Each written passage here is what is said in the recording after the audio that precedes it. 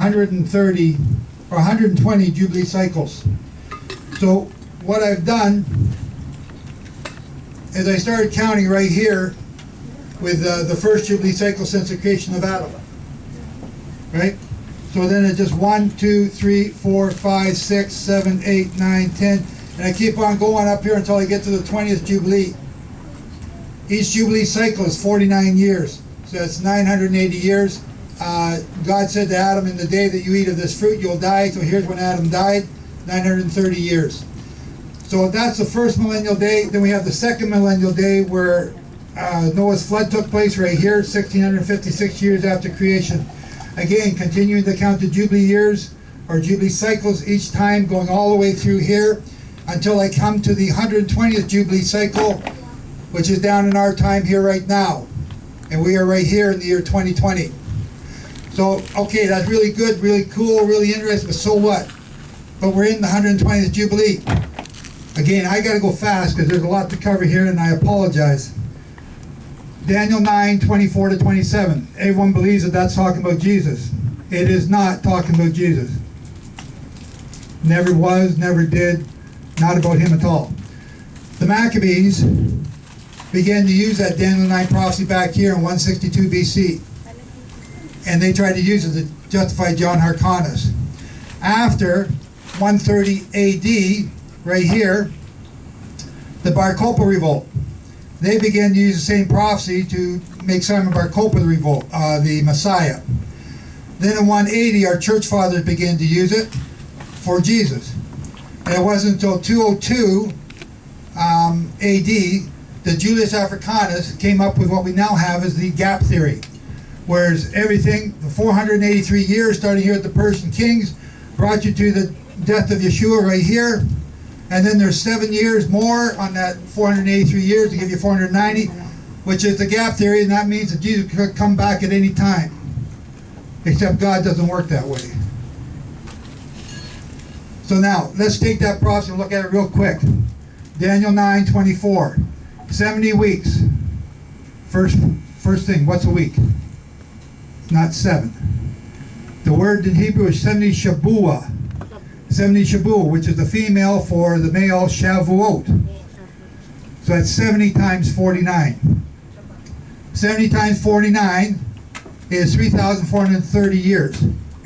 Then it says, from the going forth of the command. And I asked this young lady back here, what does that mean? She says, the commandments. And I never thought of that. What a brilliant answer. From the going forth of the commandments. Okay, that's the Exodus right here. But Moses was told by God 7 times to go and get the people, which is the one that I was using. So there's 7 commands in Exodus 3 and 4 to go and get the people. Okay, how do we know if this is true or not? The answer is quickly. 7 weeks and 62 weeks. Christians always take that and make that 69. They never deal with the 7 by itself. So it says Messiah the Prince will show up after 7 weeks. My Messiah is a king. He's not a prince. So who's this talking about? We count 7 Jubilee cycles. 1, 2, 3, 4, 5, 6, 7. And after 7 Jubilee cycles, that's when King David was born. That's when King David was anointed by Samuel as a young child. This is when he's anointed by all of Judah. And that's when he's anointed by all of Israel. King David, it also mentioned King David, Messiah the Prince in Ezekiel, I think 34. Okay, so if that's talking about King David, and he's the Messiah the Prince, it also says after 62 weeks. So now we count 62 weeks from here. Guess where you end up? Move that way just a little bit. Thank you. We end up at 1996 as the end of the 69th week. Then it goes on to say, in the 70th week, in the middle of the 70th week, he's going to cut off the Messiah. So who's the Messiah here? Israel. Israel is his anointed people. All 12 tribes. Remember? Big fat people that don't appreciate God. In the middle of the 70th week, in the middle of the 70th Jubilee cycle is 2020. 2020. He's going to begin to cut us off. What does that mean? What happened in 2020? You can look back. I'm rushing here because I got to get to the end. Okay, so this is important for you to understand. That's what's in those charts. If you ever have a question, just write me, I'll answer it. Okay, thank you, Florence and Marvin.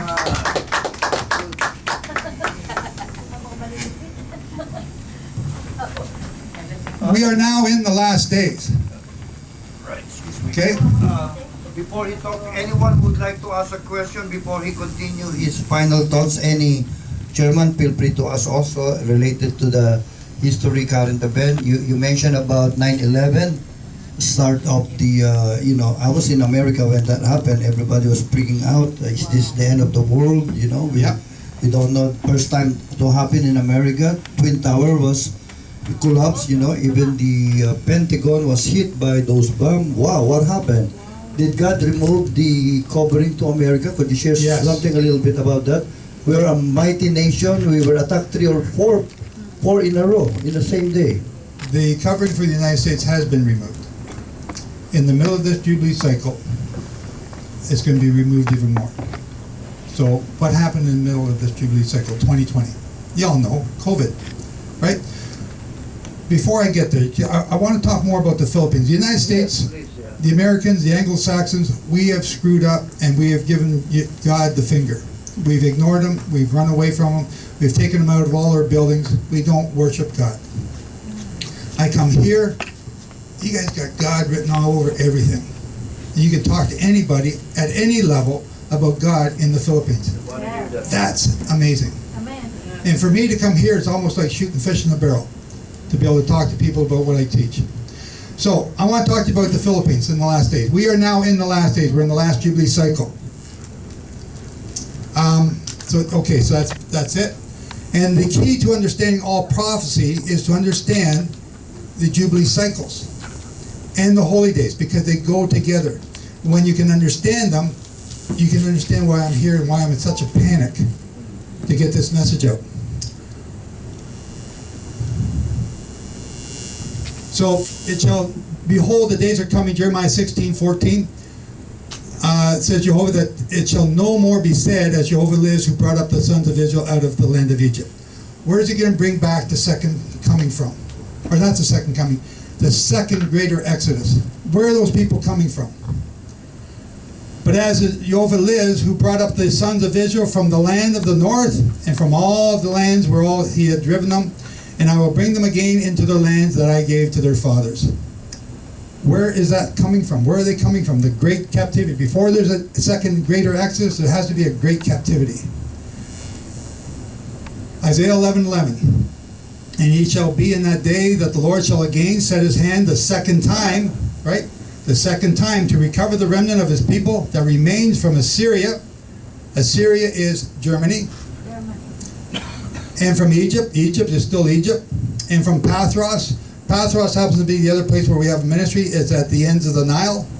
The ends of the Nile is in Burundi, Africa, and Rwanda, and Tanzania, and Kenya.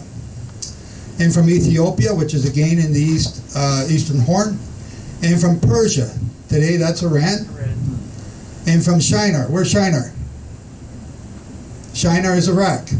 Iraq, okay. And from Hamath. Excuse me, China is also like Babylon, the ancient Babylon? Yes, that's Iraq. Okay. And Hamath is Syria. So that's the, I forgot this one little place down here. We'll talk about that in a minute. Who is the cause of the sea? I have no idea. I like to hear. No idea. So, all those countries, if you were a prisoner of war, and a Christian, would you like to be in any of those countries that I just mentioned? No, just the cause of the sea, I think. You might be right. I think you've seen this before, though. Okay, so you don't want to be a prisoner of war in the German concentration camp. Nor do you want to be one in an Islamic concentration camp. Right?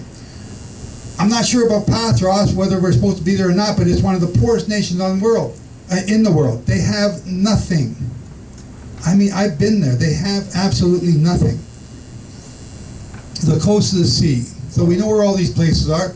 Where are the coasts of the sea? Where are the islands? They got to be east of Jerusalem, and they got to be 3.5 years journey. Right? Those are the clues we have. So is England east? No, they're north. The Atlantic, the Caribbean islands, they're west. The Greek islands, each of these have been eliminated. Oh, now we got the Japanese islands. That could be, you know, the coastlands, right? Well, who are these people? I don't recognize them, that group, right? In all of Asia, there is only one group of islands that is Christian. How did that happen? Why did it happen? Because Jehovah's doing something with you. We picked this up from Bishop Francis, and I really liked it. Put on the whole armor of God. That's you guys. No one else talks about the Bible like the Philippines does. So, I want to read Isaiah 42. Behold my servant whom I uphold, my elect in whom my soul delights. I have put my spirit on him, and he shall bring out judgment to the nations. He shall not cry, nor lift up, nor cause his voice to be heard in the street. A bruised reed he shall not break, and a smoking wick he shall not quench. He shall bring out judgment to truth. He shall not fail nor be discouraged until he has set judgment in the earth. And the coast, who's that, shall wait for his law. Amen. Philippines. So says Jehovah God, he who created the heavens and stretched them out, spreading out the earth and its offspring, he who gives breath to the people on it, and spirit to it, those who walk in it. I am Jehovah. I, Jehovah, have called you in righteousness, and he is going to hold your hand. Like, that blows me away just to think about it. He's going to hold your hand, and he's going to keep you, and he's going to give you for a covenant of the people, for a light to the nations. You have a job to do right there. Hallelujah. Okay? Not just the Philippines, but to the nations. To open the blind eye. Who are the blind eyes? People who don't know the Bible. To bring out the prisoners. Who are they? That's my people who are going into captivity. From the prisons. Those who sit in darkness out of the prison houses. I am Jehovah, that is my name, and my glory I will not give to another, nor my praise to graven images. Behold, the former things have come to pass, and new things I declare before they happen. He said this before. When did he say it? Isaiah 700 BC. Isaiah 42:10. And what have I got this here? Sing to Jehovah a new song, his praise from the end of the earth, you who go down into the sea. Oh yeah, that's what, yeah, that part. I have fish for breakfast, fish for lunch, and fish for supper since I've been here. And its fullness, the coasts and their peoples. Who am I describing? Or who's Isaiah describing? Let the wilderness and the cities lift up their voice, the villages where Kedar dwells, let the dwellers of the rocks sing. Who's Kedar? Who are the people of Kedar? Who are they? So we look it up in Strong's, it's Kedar, dusky, of the skin of or the tent. Jesse, you want to stand up here just quickly? Stick out your left arm. Okay, we haven't got much light. I'm red because I try to get a suntan. He's dusky. He's ashy colored skin. Maybe I'll go like that. Yeah. Who's the people of Qatar? I don't know, but they got dusky colored skin and they live in the coastlands. Wow. So now we come to Isaiah 26, and this one is more for me than it is for you. Come, my people, enter into your rooms and shut your doors around you. Hide for a little moment until the fury of Jehovah has passed by. So I look up, hide into your rooms. What's the rooms? The word for rooms is Kedar. Now, my English is very bad, and my Hebrew is even worse, but Kedar is a chamber, an apartment, a place to hide. Hide in your room. Kedar and Kedar, okay, so in Hebrew there are no vowels. That's Kush, Dalet, Resh, Kush, Dalet, Resh, right? Oh, that's right, I did that wrong. That's Het, Dalet Resh. Het Dalet Resh. It sounds the same. Is Jehovah playing a word game with me? I don't know. We are to hide for a little while in the tents of the ashy-colored skinned people of Kedar. So, I read Isaiah 66, and I start at verse 19. But something happened this week, and somebody asked me a question about the red heifer that just arrived in Jerusalem. They got 5 of them there. They're there for the atonement, so they can start building the temple. So this man asked me a question. I looked it up, and it led me to the scripture, and I said, that's the scripture that I don't read when I read here in the Philippines. So I went back and read it. He who kills an ox is as if he killed a man. He who sacrifices a lamb is as if he broke a dog's neck. He who offers an offering is as if he offered swine's blood. He who burns incense is as if he blessed an idol. Yea, they have chosen their own ways, and their soul delights in their abominations. So I'm about to talk to you about the abomination. And this jumped out at me. If the high priest does not prepare for this red heifer offering properly, it will be an abomination that he is offering. Brother, excuse me, brother. Could you explain what is the significance of the red heifer?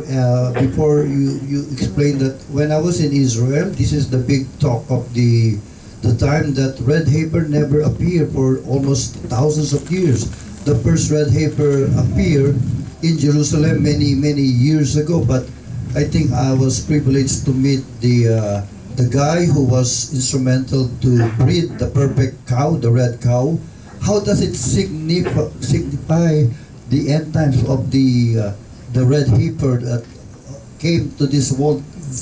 These 5 red heifers have been flown over from Texas last Thursday. They landed in Israel, so it was a big deal. Since Moses, there have been 9 red heifers sacrificed. 3,000 years ago. Yes, only 9. And Rambam says that the 10th one will be sacrificed just before the coming of the Messiah. Wow. So we're that close, and we're in the 120th Jubilee, so all this stuff is falling together. When exactly this is going to take place, I don't know. Is it this year? Is it next year? I don't know. But I got some other things to show you. So this will be the 10th one, and then Rambam says the Messiah is going to come. So this is what I read for part of this teaching about who you are. And I will set a sign among them, and I will send those who escape from them to the nations, to Tarshish, Pul, and Lud, drawers of the bow, to Tubal and to Javan. Ask yourself where each of these places are. To the faraway coasts that have not heard my fame, nor have seen my glory, and they will declare my glory amongst the nations. Again, this is a job description that you have to do, because we're talking to the coast. And they will bring all your brothers. It's me. You're going to bring all my brothers for an offering, which means you got to know how to do an offering in Jerusalem, to Jehovah out of all the nations on horses, because they're broken, beat up, starved, half dead, and in chariots, and in litters, and on mules, and on camels, to my holy mountain Jerusalem. Says Jehovah, as the sons of Israel bring an offering in a clean vessel to the house of Jehovah. And I will also take some of them, some of the people of the coastlands, and make them priests and Levites. Oh, that's never happened before. Who has planned and done it? Isaiah 41:4. Calling forth the generations from the beginning. I, Jehovah, am the first and the last. I am He. The coastlands saw and feared. The ends of the earth, again, the coastlands were afraid and drew near and came. They each one helped his neighbor. If your neighbor's hungry and out of job or out of work, they move into your house and you just feed them. You don't kick them out. In Canada, you got 2 days. Get a job. Get out. You guys take care of them, and I've seen it. You help your neighbor. And he said to his brother, be strong. Jehovah's going to take you by the hand, and he's telling you to be strong. Do not be afraid. So we're going to skip down here. Let's see. There's where I want to get to. The abomination that makes desolate.